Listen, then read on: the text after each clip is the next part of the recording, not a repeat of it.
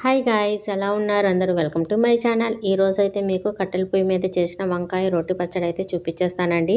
చూసేయండి ఒకసారి. ఇది మా హస్బెండ్ అయితే చాలా బాగా చేస్తారు. ఇది పులకాలోకి రోటీల్లోకి అయితే చాలా టేస్టీగా ఉంటుందండి. చూసారా, ఒక వంకాయ అయితే ఇట్లా సగం మీద అయితే కాల్చారు. రెండోది అయితే అక్కడ మంటల దగ్గర అయితే వేశారండి. చూసారా, ఇది రెండవదండి. తర్వాత టమోటా కానీ వేస్తారండి. టమోటా మనం వేసుకోవచ్చు, వేసుకోకపోవచ్చు, మన ఇష్టం అండి. మేమైతే ఒక టమోటా అయితే వేసాము. చూసారా, అలా టమోటా అంటే మంట రాకుండా సెగ మీద అయితే కాలుస్తున్నారండి. అలా సెగ మీద కాలిస్తే చాలా టేస్టీగా ఉంటుందంట అండి. చాలా బాగుంటుందంట. మేమైతే ఫస్ట్ టైం సెగ మీద కాల్చుకొని తినడం అయితే ఇది ఫస్ట్ టైం. మామూలుగా అయితే గ్యాస్ పైన అయితే చేస్తారు మా హస్బెండ్ ఎప్పుడన్నా.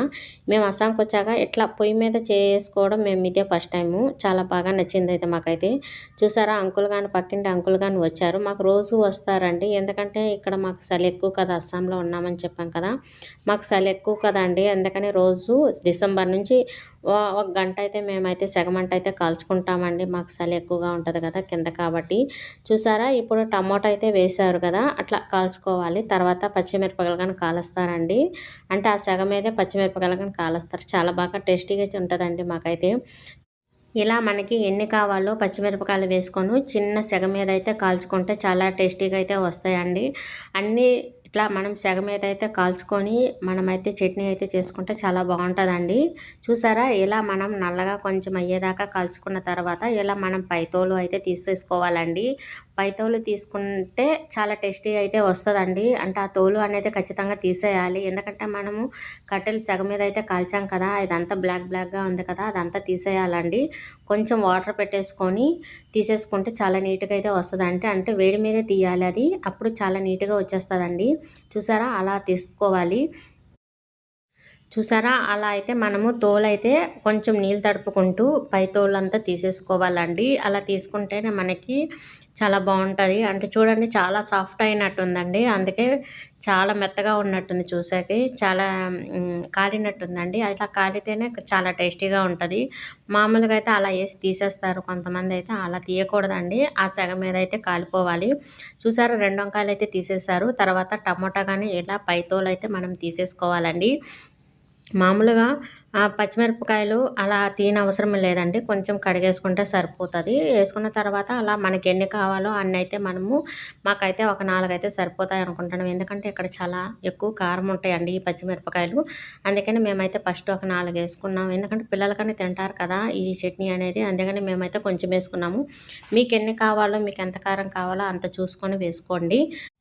ఇలా వేసుకున్న తర్వాత మనమైతే కొంచెం మెత్తగా అయితే దంచుకోవాలి. తర్వాత వంకాయ కానీ వేసుకోవాలి. వంకాయ అయితే చాలా సాఫ్ట్ అయినట్టుంది, వేయంగానే మెత్తగా అయిపోయిందండి.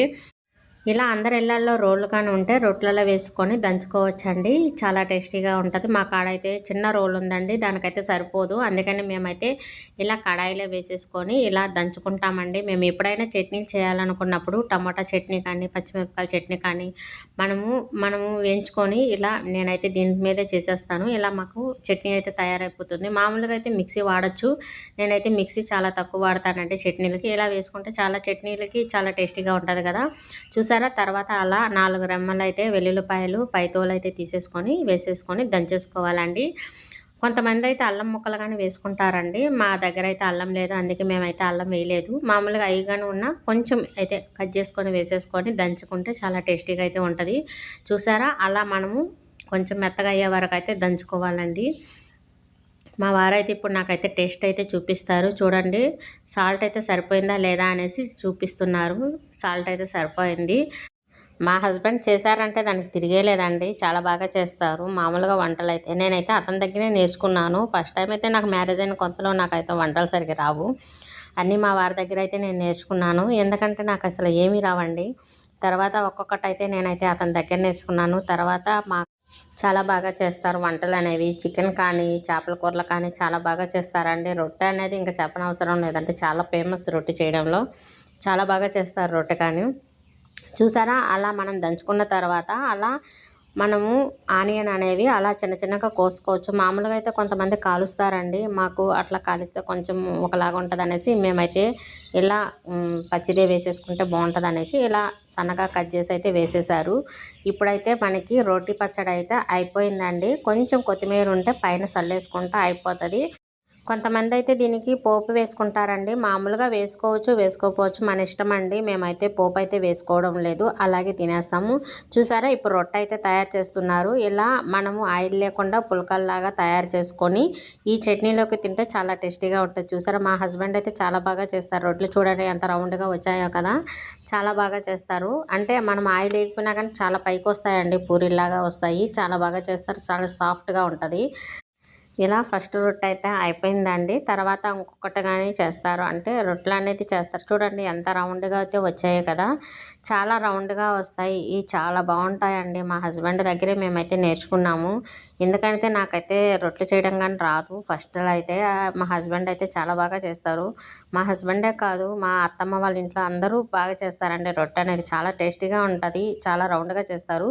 చూసారా ఇలా మనం రోటీ చేసేసుకొని ఇలా చపాతీ చేసుకొని ఇలా మనము చట్నీ వేసేసుకొని తినేస్తే చాలా టేస్టీగా ఉంటుంది. మా పిల్లలు ఏం చెప్తారు వినేద్దాం, వచ్చేయండి ఒకసారి.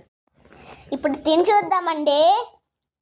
అబ్బా భలే ఉందండి, సూపర్ కిరాక్ చేశాడండి మా నాన్న. నాకు కొంచెం చూడండి ఎంత టేస్టీగా ఉందో. మీరు మీ ఇంట్లో చేసుకొని తినండి, కిరాక్ ఉంటుంది ఇది. భలే ఉంది. Okay friends, bye.